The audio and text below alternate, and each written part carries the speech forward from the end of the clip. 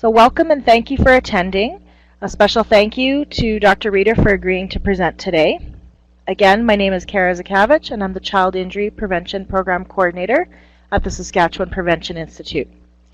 The Saskatchewan Prevention Institute is a provincial nonprofit organization located in Saskatoon, and we are actually celebrating our 40th anniversary this coming year. Our focus is to reduce disabling conditions in children using primary prevention methods. We raise awareness by providing training, information, and resources based on current best evidence. We believe that all children, regardless of ability, have the right to the best physical, social, and emotional health possible. We work in a variety of areas, including sexual and reproductive health, fetal alcohol spectrum disorder prevention, maternal and infant health, early childhood mental health, child injury prevention, child traffic safety, and parenting. It is National Poison Prevention Week this week, and we know that some children may be poisoned if they come into contact or eat items that contain cannabis. And so in recognition of Poison Prevention Week, we have organized this webinar to continue on with our education efforts. At the Institute, we have a booklet, a poster, and some web content on preventing cannabis poisoning in children from cannabis, and I've posted the link in the chat bar to that content. Today I've asked Dr. Reeder to speak to the CPS guidelines, describe cannabis intoxication, some safety concerns, as well as the importance of education around the CPS guidelines. So I'm going to mute my line and I'll let Dr. Reeder take over the webinar. Thanks for attending, Great. everyone. Well, I'd like to thank Kara and the Institute for inviting me to give this talk. It's an important, evolving area, and I think it's going to be important for all of us to be aware of how cannabis acts and its potential given the changes that have happened recently. So we're going to talk about paying close attention to prevent poisoning and about cannabis in youth. I hold the CHR GSK chair in pediatric clinical pharmacology here at Western, and I'm also on the drug therapy and hazardous substance committee of the CPS, on which category I actually wrote the original guidelines on medical cannabis use, which are being revised, and the revised guidelines will be published within the next 3 or 4 months. So disclosures-wise, I hold the chair that pays part of my salary, and I do have a relationship with, I have grants from my tax and some research diagnostic support for some assays in my lab from Adept Diagnostics, none of which has anything to do with cannabis. I also have support from Genome Canada and CHR. So we're going to talk about the toxicity of cannabis and safety concerns, review our CPS guidelines, and then plan how to best prevent poisoning with cannabis in children based on education and affirmative action. So, motto for today is ignorantum quae portum pedat nollis suspentus est. A Latin saying, we'll come back to that a little bit later on to understand where that sits. So first of all, cannabis. What is cannabis? Cannabis or marijuana is a preparation of the cannabis plant for use as a psychoactive agent. Specifically, it's the dried flowers and subtending leaves of Cannabis sativa, order Rosaleus, picture up in the corner. So cannabis, as we understand it, is a plant product. Now, cannabis recreationally has been used for a long time. So the little chap in the corner is Herodotus, who wrote the Histories, arguably the first work in the first book of history written 440 BCE, describing what probably was the recreational use of cannabis. It's used worldwide by about 160 odd million people, and daily by about 23 to 24 million people. So it's used a lot across the world. Medical marijuana actually goes back a long time, and the first use of medical cannabis was back in 1500 BCE in the textbook of the Yellow Emperor, which was the first book of traditional Chinese medicine. What sounds a lot like medical cannabis was described in that book. It's been used as a folk medicine since. It was actually used in the UK in the 15th century as an antiemetic, and in the 16th century for seizures. It was popularized by William O'Shaughnessy, who was an Irish surgeon working for the British East India Company, who published a series of really case reports on the medical use of cannabis, including use in seizures for children, which resulted in things like the Indian Hemp Commission coming forward with reports. Interesting enough, if we look at cannabis use in in 1854, marijuana cigarettes were listed in the U.S. Pharmacopoeia. So you may ask, what on earth would you use a marijuana cigarette for? And the answer is, it was used primarily for, are the slides advancing for you guys? They're not advancing. They're advancing for me.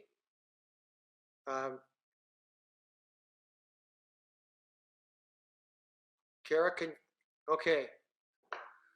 So I'm not sure how we do this. Kara, how do you want us to deal with this? I'm just, I have been advancing just now. If no one else is seeing that, I just unclicked the sync button now. Kara, why don't I ask you to advance them, and we'll go from there. Yes. Okay, so you guys, everybody can see them now? Great. Thanks for pointing that out. Okay. All right, so 1850, so marijuana cigarettes were in the U.S. Pharmacopoeia for headache. Now, to place this in context, you can see in the top corner cocaine tooth drops, and that was at the same time we were using cocaine for tooth pain and things like that. In 1923 in Canada and 1942 in the U.S., marijuana was removed from the pharmacopoeia, and it remained in kind of languishing for a long time. Lockwood and West's classic studies in 1987 were used about glaucoma, based on Rastafarians, who are a Jamaican cult religious group that smoke a lot of marijuana, having a very low rate of glaucoma, saying this might be used to treat glaucoma. And an expanded use. In 1996, California became the first legislation to legalize medical marijuana use. And Canada came on in 2001. So in 2001, the then Conservative government, Mr. Harper, introduced regulations to authorize cannabis use. And I would say authorize is the right word. Next slide, please, because it's not prescribed, it's authorized.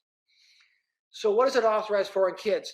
The classic cases in kids, the classic two cases in kids to think about are Charlotte Figge and Alfie Dingley. So to work with Charlotte first. So Charlotte Figge, it's the picture of her in the corner there. Little girl who has Dravet's syndrome.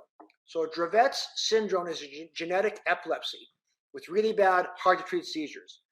So seizures began at age 3. By age 5, she's having about 300 seizures a week. Pretty unresponsive to therapy, which is typical of Dravet's.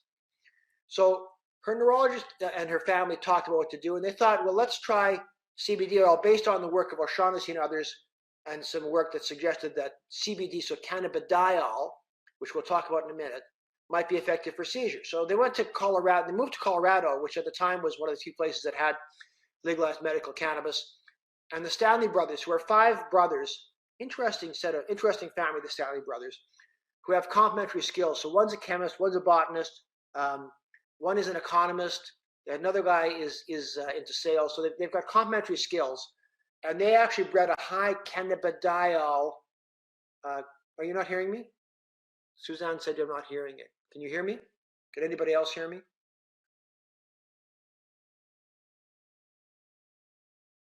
Okay, people can't hear me. Good. Thank you. So they developed this high cannabidiol oil, which she was treated with, called Charlotte's Web, after her name, and her seizures dropped from 300 a week to 30, which is still a lot, but way better. And it's been used by other families with Dravet syndrome as well. So on the next slide, we see Alfie Dingley. So that's Alfie and his mom. So Alfie has PCH19 epilepsy. He's one of 9 people in the world who has it. Has bad seizures that respond to intravenous steroids, which are obviously not a great way to treat steroid seizures. So they moved to the Netherlands and used high CBD cannabidiol oil extract and did well, moved back to the UK, got authorization from the Ministry of Health to use it, and has been doing well since. This stimulated interest in this product in cannabis for children. So if you look at the next slide, it shows the classic paper. So Oren Javinsky took the lead on this and did a large multinational study looking at Dravet syndrome and medical cannabis. And they used high CBD oil, up to 20 milligram per kilogram, in a group of about 120 children across the world. So it was conducted, multinational study, published in New England in 2017, showed a dramatic drop in seizure frequency. And there's been subsequently follow-up studies since. There's an Israeli study from there as well. There's also studies from other places as well, a retrospective feasibility study. There have been about 4 well-conducted studies, about 680 kids enrolled in them, and they show, yes, because of genetic epilepsy, this actually works. So if you go on to the next slide, we'll see what this led to, which is Epidiolex. So Epidiolex is a trade name for a cannabis-derived, it's a high CBD content drug made by green leaf pharmaceuticals in the UK to treat seizures. I had the distinction, pleasure, honor, duty, however you want to call it, of reviewing their data for the Pennsylvania Department of Agriculture, which put a lot of money into this study, that showed that yes, this actually works quite well for hard to treat seizures. Licensed in the US, not licensed in Canada, unlikely to be licensed in Canada, primarily because this thing costs $30,000 a year. And I'm not sure it would survive the Pan-Canadian drug review or CADITH or INIS's review in terms of efficacy, in terms of cost per value. So good drug, works well, very, very expensive. So there is some use for it. And then which led to things like the next slide. So on the next slide, we see Sanjay Gupta. So Sanjay Gupta is the medical correspondent for CNN. And he made the comment on CNN, that marijuana is medicine. People die of opiate or drug overdoses, doesn't have with marijuana. I like Sanjay Gupta. I think he's a nice guy. Sanjay Gupta is a neurosurgeon. So him commenting on pharmacotherapy is kind of like me commenting on ventricular shunts. I know they're important, but I'm not sure I'm an expert. So I take, with all due respect, Dr. Gupta's comment with a bit of a grain of salt. So if we work on to the next slide, we'll see what the New York Times thinks, which is just how medical is medical marijuana? And that's a really good question. So to get into that and to also consider its impact on poisoning, I have to think how it works. So if you look at the next slide, there's this, it's important to understand there's this kind of mystique about marijuana, that it's some magical, natural elemental force which cures all and treats all and everything, which is of course completely untrue, because marijuana is a drug like anything else. So as a pharmacologist, if you look at the next slide, we'll see my trap and trade, which is the concentration response curve. And marijuana, like most drugs, has a concentration response curve. So you take it, it achieves a certain concentration in the blood, goes away, effects go away. And if you go to the next slide, we'll think about how that does occur. Because really, cannabis isn't magical. It's actually a classic receptor-driven drug. So its way it works and its effects, beneficial and non-beneficial, occur by a receptor-driven mechanism. So it's a drug that interacts with receptors on the surface of cells to produce its effect. The effects we think about are mostly in the central nervous system. And they're produced by cannabinoids, cannabinoids are active compounds which interact with cannabinoid receptors, and they're a very diverse group. And they act by two sets of receptors, CB1, so which are cannabinoid receptors in the brain, and CB2, which is everywhere else, mostly the immune system. So if we think about what that is, let's talk about what the cannabinoids are. So marijuana is an interesting compound. It's interesting because it has a lot of compounds in it. So people think of delta THC in marijuana, which is the predominant, so THC, tetrahydrocannabinol, and as a pharmacologist, have to show at least a few structures. So there's a few structures. And that's the most abundant compound, but it's by no means the only one. There's about 60 cannabinoids in marijuana, most of which we do not understand, most of which are there in small amounts we don't understand. There's 100 plus other compounds, including terpenes and sesquiterpenes. We don't understand their function at all.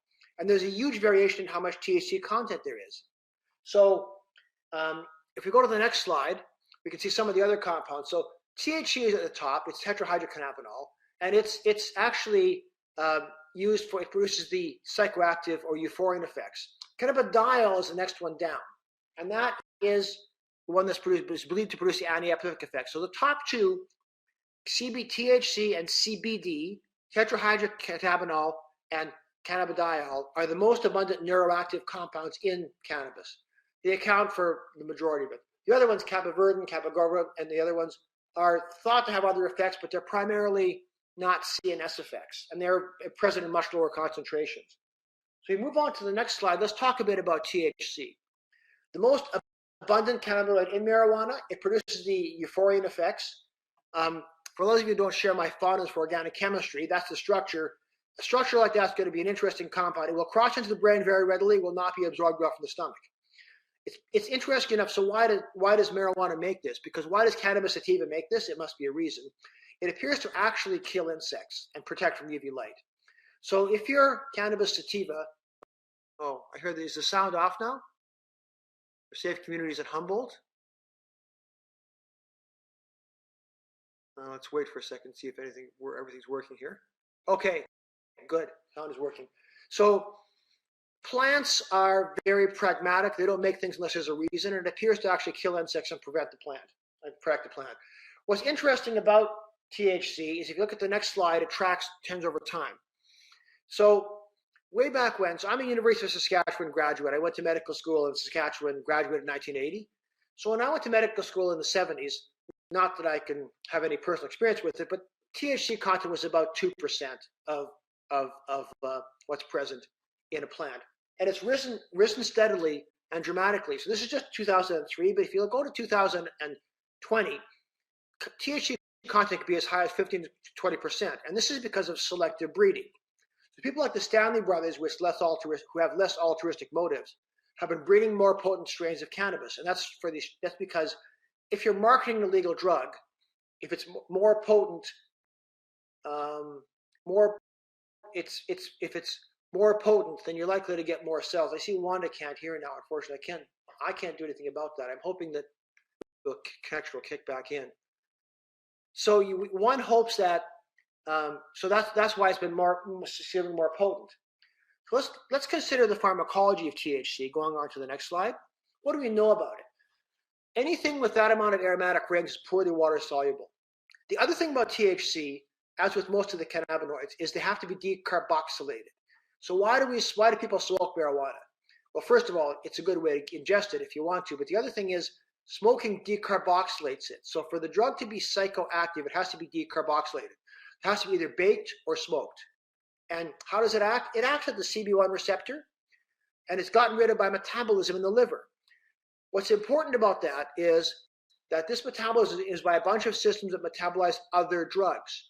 So one thing that's underappreciated, very underappreciated, is that THC and other cannabinoids interfere with other drug metabolism, cause a lot of drug-drug interactions. Also, the major metabolite, which is hydroxy-THC, 11-hydroxy, is psychoactive. It's also a psychoactive as well. So let's turn to cannabidiol. So if we go to the next to cannabidiol, that's the second most abundant cannabinoid. It produces CNS effects, but no euphoriant effects. And this is believed to be the anti-seizure drug. And it appears to act in the plant by actually helping with metabolism in the plant. So let's consider the pharmacology of CBD. So look at the pharmacology of this drug. I'll go on to the next slide. We can see that what's interesting is how it acts is not as clear as THC. It appears to actually act by acting on a different part of the receptor, which is why some of the trials that have been used to date use a small amount of THC and more CBD, because the THC gets the receptor working and the CBD gets it working better. It's very poorly absorbed, much like THC, so the bioavailability is about 6%. So you take an oral dose, about 6% gets absorbed. It is also clear by metabolism with a very, very variable half-life. Interesting enough, if you look at the next slide, the CBD in the United States was actually approved in December 2018 as GRAS. So what is that? That's those of you who work in drug regulation or with drug regulatory agencies realize that they love acronyms more than anything else. And the acronym GRAS is generally referred as safe. So if people think it's generally referred as safe, then it can be sold over the counter. So so in 2018, a bunch of products came on the U.S. market. In 2019, the FDA realized that most of them don't actually have CBD at all, which led to some interesting regulatory changes at the FDA. So let's go to see how these things work. So they work on cannabinoid receptors. So cannabinoid receptors are G protein coupled receptors, which are on the cell surface. And for those of us, if you want to think of a drug that works that way, it's Venlafaxine, salbutamol, the blue puffer for asthma.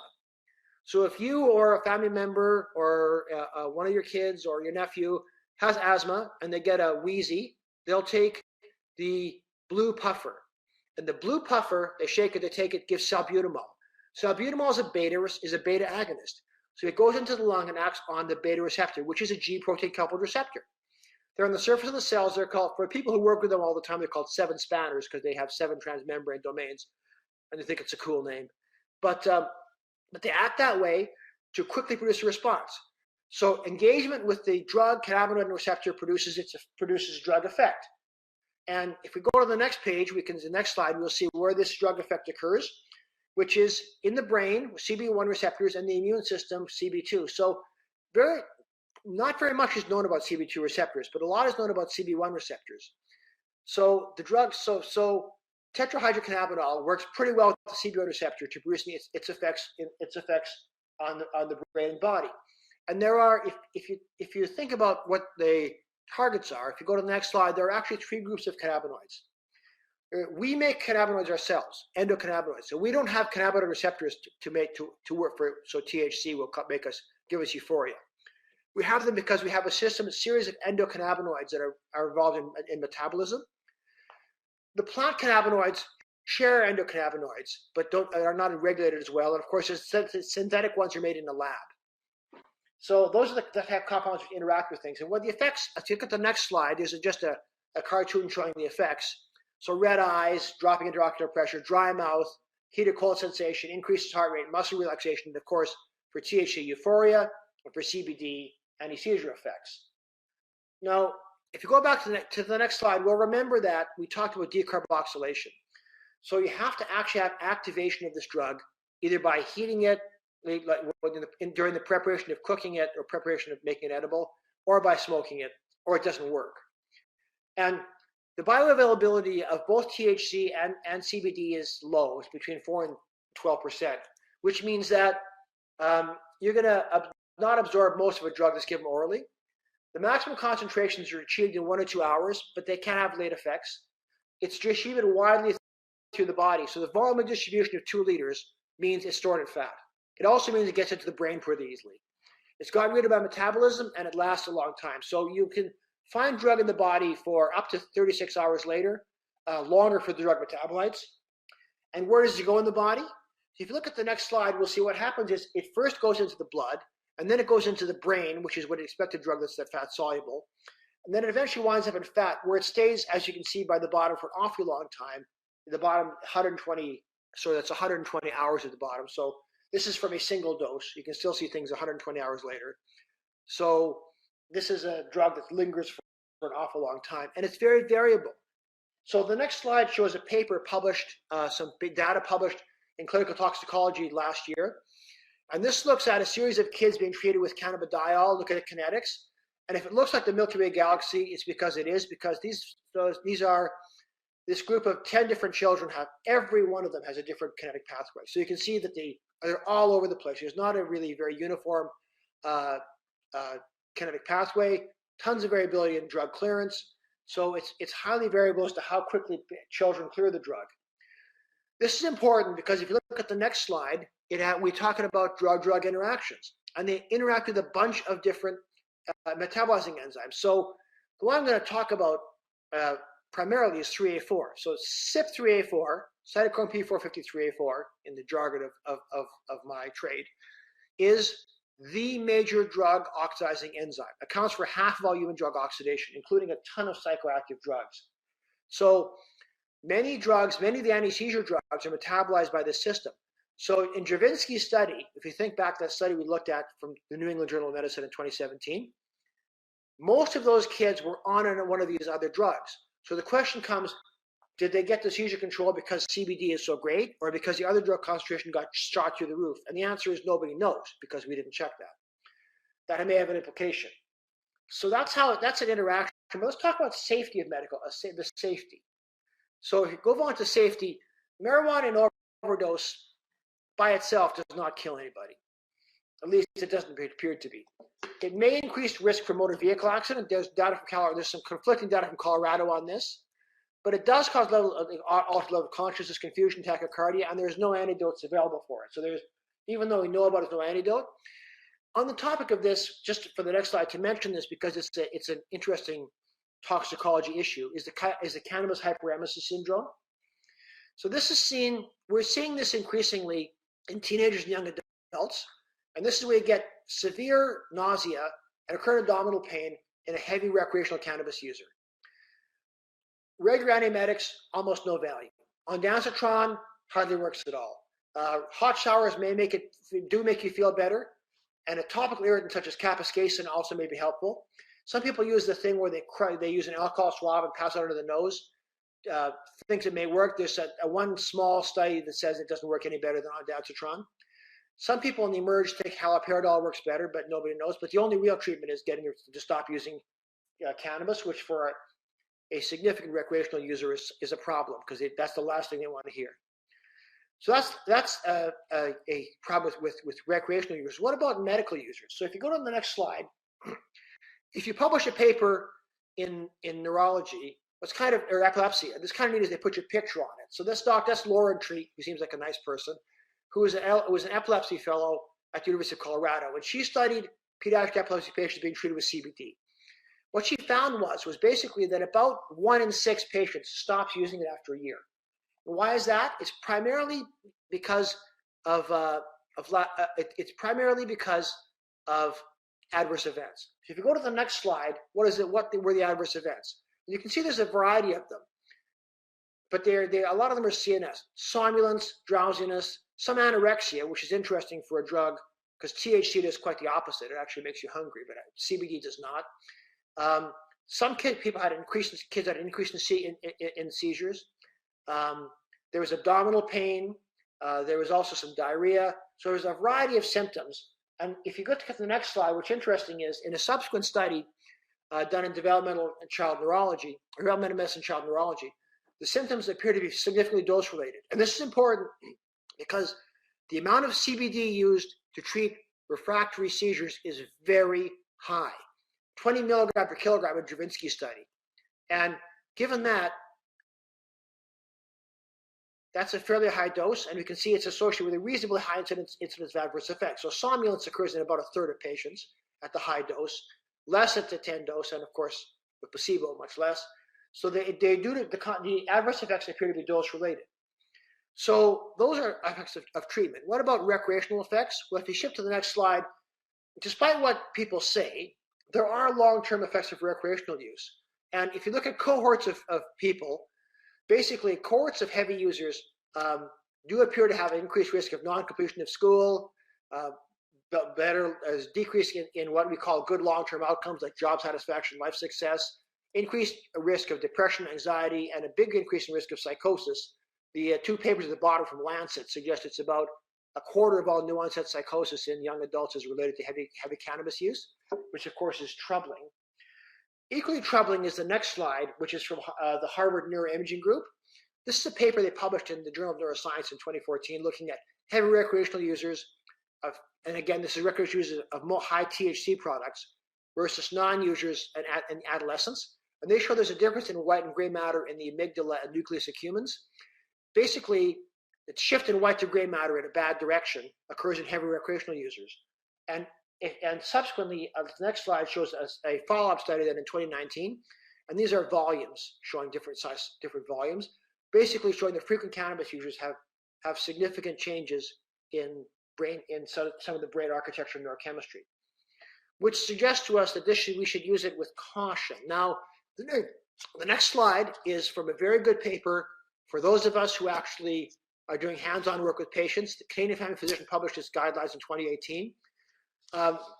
These are really good guidelines, and I strongly recommend people who have patients who are using them to actually look at them and adhere to them in terms of what we think about they could be used. These are primarily for adults, but they're very useful in thinking of what could actually be used. So because of this, the Canadian Pediatric Society, of course, got interested in this, and we published a position paper in 2016. So I was, at the time, I was chair of the committee. I'm still on the committee, although I'm a member, I'm the past chair, not the current chair, but I still am a member, discussing, is medical use of cannabis a therapeutic option for children? And we came up with a series of statements. So this is available on the CPS website. But basically, if you look at our recommendations, our first one, which is the next slide, suggests that there may be good use at evidence level 4, which is high level evidence, that marijuana or marijuana-derived products are effective in treating reflective epilepsy, that it may be helpful. There's equal evidence that they may have significant adverse effects. So it may be helpful, but people should be cognizant of the potential for adverse effects. If you look at the next recommendation, we talked the fact that at the time we wrote this, the only way you could take it was the only legal method of acquiring marijuana in Canada was a dried preparation for smoking, which is unacceptable for delivery form for a lot of reasons. Subsequently, the law was changed so that you can get cannabidiol oil. So he says smoking is no good. If you're going to use it, we have to have a case-by-case assessment with a comprehensive discussion about risk, and should be done by people expert in the area who are prepared to do the long haul of follow-up. The next page would suggest, our next page shows that it may be used for other conditions, but they should be evaluated by research first. There is good evidence that marijuana can cause harm in certain children. And of course, finally, the use of medical marijuana is not a justification for recreational use by adolescents. And since one of the goals of marijuana legalization was to reduce use by adolescents, this is obviously quite important. This is a failed public policy, by the way, because since we legalized marijuana use by adolescents, it has not dropped; it actually has increased slightly. So let's consider what the practical impact of that. So, if you're therapeutically, the number of conditions for which cannabis products are effective in children is not large, and most of the domain of a subspecialist. But there's a lot of disinformation. For an example, people talk about how marijuana is not addictive. Well, it's not very addictive, but 10% of the population who use marijuana do get addicted to it. It's not opiate level addiction, but it's addiction, and that is a problem. And of course, if you look at the next slide, this is some of the disinformation. This is from a site called Ganja Mamas, which recommends using marijuana cannabis during pregnancy, which is a terrible idea. Anyone who's seen the neurodevelopmental slides will have to say any drug that alters gray-white matter distribution in babies should not be used during pregnancy. But nonetheless, this is out there on social media. This is some of the things your families are seeing. Switching to the next slide, we see this is the new Cannabis Act, came in 2018. And what's interesting about cannabis is that you don't actually prescribe it, you authorize it. So there's 3,600 different prescription drugs in Canada that are prescribed, and one that's authorized, which is cannabis. And at our center, the clinical pharmacology service and the neurology service are the only two services that prescribe cannabis, because the other services are a little nervous about it, fair enough. And it is an enormously time-consuming, paper-intensive, bureaucratic process to authorize it and follow it up. And something you should, if you're going to get into it, you should go into with your eyes wide open, because it's not an easy process. Now, let's switch to what happened in this year. So these are edible preparations of cannabis. So the original cannabis in Canada was only for smoking. But then subsequently, in October 2018, it came out that the recreational cannabis was approved for smoking, and edibles were approved last year, 2019. And these are some edibles that are available. You can see there's chocolate bars, there's candy, and of course the ubiquitous gummy bears. So those are all out there. So look at the next slide. Basically, again, to summarize, recreational cannabis legalized 2017, October 17, 2018. Edibles legalized in Canada, October 17, 2019. This is germane because given our focus on preventing poisoning and accidental ingestion, an edible is much more likely to be ingested than the smoked product, because smoked cannabis smells unpleasant, the dried form tastes unpleasant, so kids are unlikely to take it. So switching up to the next slide, what do we know about this? Let's talk about edible cannabis. So we're actually not the first place in the world to legalize edible cannabis products. Other places, or Colorado, Oregon, Alaska, have been ahead of us. And if you look at the experience, there's a series of papers that are coming out of these jurisdictions. So what do we know about them? Well, first of all, if we look at ingestions, ingestions that show up in the emergency department, inadvertent ingestion by children is pretty common. Actually, a third of all cannabis ingestions are kids who have, curious toddlers who have taken it. And in these ingestions, they're primarily edibles that belong to family members. Edibles are a much more concentrated form, by and large, than is the smoke preparations, and are more likely to cause serious symptoms and increased risk of ingestion versus the smoke product, which, for a number of reasons, kids are unlikely to take. So let's sit back a bit and think about what do we know about cannabis poisoning in young children.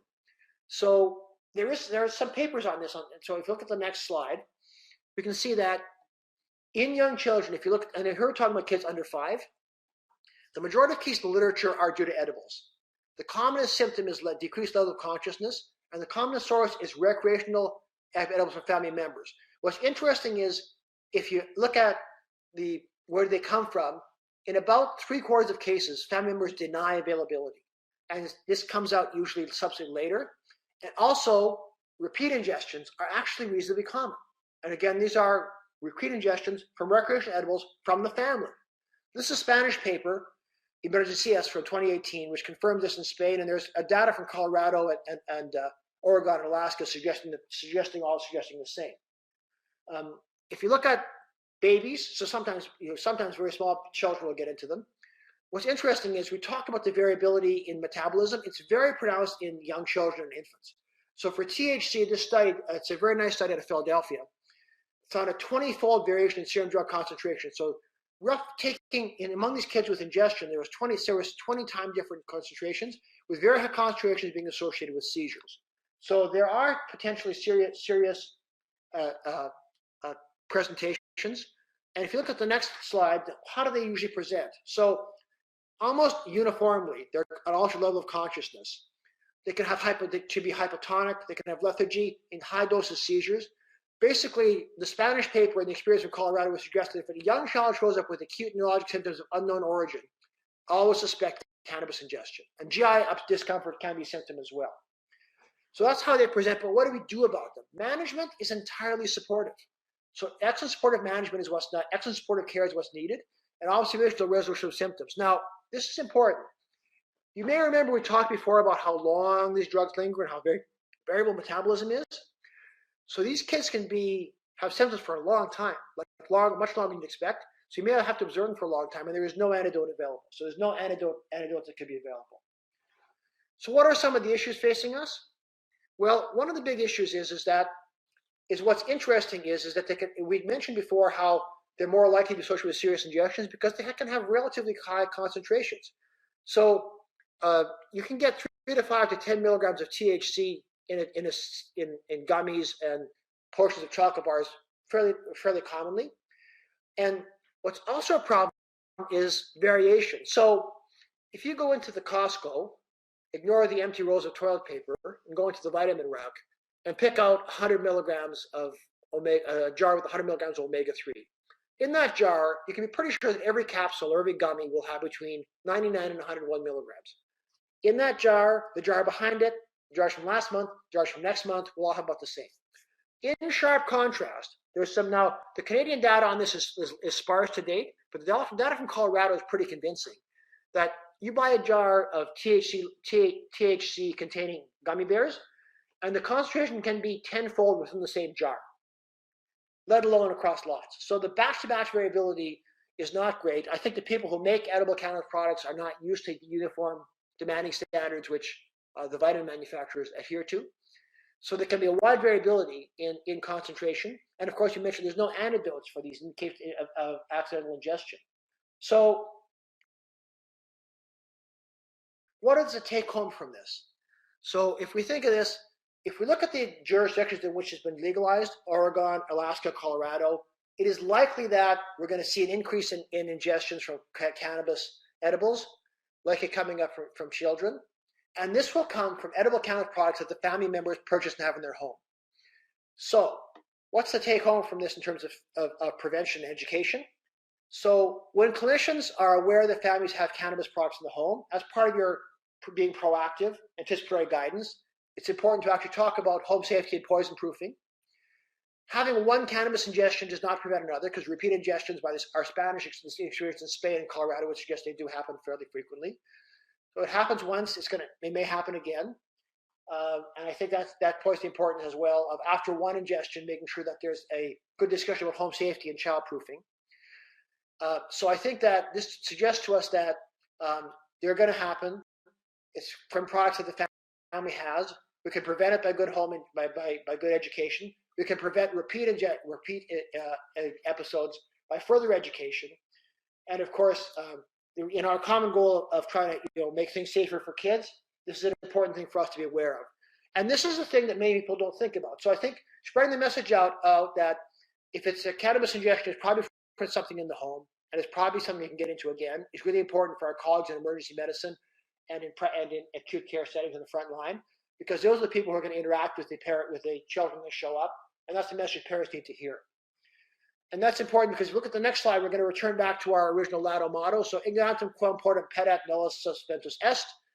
Those who don't know where they say what port they're saying to know when is favorable. So Seneca the Younger said it a long time ago, and that is certainly true today. So in our common goal of making the children of Saskatchewan and Canada safer, let's make sure that we think more. So we need to start thinking a bit more about cannabis, edible cannabis products, making sure families understand that they're not harmless, that they need to be in places where kids can't get at them, because inquisitive toddlers can get almost anywhere. At this point, I'd like to acknowledge on the next slide, just acknowledge people pay my salary. It's a small salary, doesn't need much acknowledgement. The people who support my lab, which is the CHR, PSI Foundation, Biotech of Canada, the CPS, who I can go to the statement. And again, a new statement is coming out within the next 6 months. Keep your eyes open for it. The people in my lab, at the drug safety lab in the Robarts, and of course my family. This is my family here, most of whom, by the way, live in Saskatchewan, between Lantman and Estevan and Regina. And also, and of course, my errant brother who works in Saskatoon in the ER at Royal University. And so I'd like to acknowledge them and thank them. And at this point, we do have 5 minutes or so for questions or comments.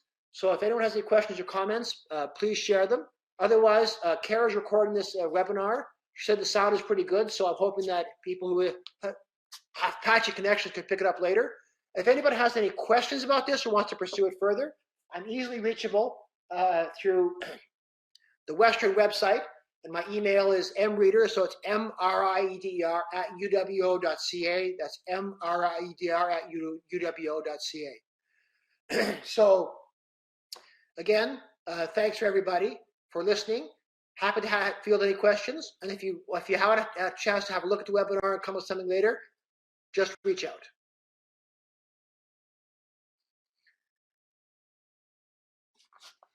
Yep, there's my email right there. Okay. Question from the Saskatchewan African Children Youth. Has there been any studies on the impact of secondhand smoke in children? Well, secondhand smoke, yes. Cannabis smoke, no. I mean, not specifically. We know secondhand smoke is bad, period. We don't know much about children who grow up with secondhand smoke in home. We do know from the U.S. Navy, oddly enough, that if you have secondhand smoke exposure, you can actually have detectable cannabis in your urine or blood for about a week afterwards. So there probably is some you do get some cannabis effect. How much effect is a good question. Probably not much, because it's a receptor-driven drug. You have to have a certain amount of drug to actually produce an effect. But there's not much known on it. I mean, I would say, generally speaking, secondhand smoke is bad. And generally speaking, children will absorb it, will get some in the blood. Question is it enough to produce an effect? Maybe not, but again, shouldn't encourage it. Okay, any studies of depression and anxiety? Treating depression and anxiety. And okay, so 2 questions. First of all, Thyra asks, what about treating depression and anxiety? Really good question, because a lot of kids will say, well, I treat my anxiety and they mostly use THC, to be honest. They mostly use recreational cannabis. Some people have thought about using CBD. It's a really good question. There's a couple conflicting studies on it. There's no good data saying it works. And depression and anxiety in children is very different than adults. So for those of us who remember the whole SSRI controversy, part of the issue with SSRIs in children is they don't have the same response. Adolescents have different brains than adults, which, having had 4 of them, is no surprise to me. But so there may be some different responses. The other thing is that recreational users of cannabis actually have a higher incidence of anxiety than non-users, which is a bit of a problem, I think. So people say I take it for anxiety. I always take it with a grain of salt, because there is some data suggesting long-term use is probably bad. Can CBD oil cause the same poisonous overdose effects? CBD oil generally, it can produce the same effects as THC, probably less in terms of, it probably terms somewhat less in terms of ultra level of consciousness. And again, it depends a bit on dose. But there's not too many studies of CBD oil ingestion, because those, again, most of the recreational products that are ingested are these THC containing edibles. CBD oil is kind of oily and smells nasty and tastes bad. So there's not a lot of kids who have ingested in certain literature. There's not much out there on what the experience would be. I would think, based on the public studies, so Javinsky's study, the Israeli study, and a couple of the other studies, that It would be less potent, less toxic at equimolar concentrations, and probably less somnolence and altered level of consciousness. But nobody really knows that. But again, this is a product which is much less likely to be absorbed unless you have one of those preparations like the FDA had in the US with CBD in them. But again, a lot of those didn't have CBD in them either, so nobody knows. Okay, I see we're coming to the end of our webinar. So for anybody who has any questions or thoughts, again, please reach out to me by email. Other than that, now we're in a funny time in Canada with COVID-19. Take care, stay safe. We're hoping that between vaccines and novel therapies, we'll get over this soon enough. And thanks very much. And you guys stay safe. My class reunion has been postponed. It's supposed to be out in Saskatchewan, my class reunion this summer. It's been postponed until later. Hoping to see everybody in the fall. Thanks, guys. Thank you so much, Dr. Reeder, for this very informative webinar. And thank you to everyone for logging on. I will send out the link to the recorded webinar. Yeah, Thanks guys. again.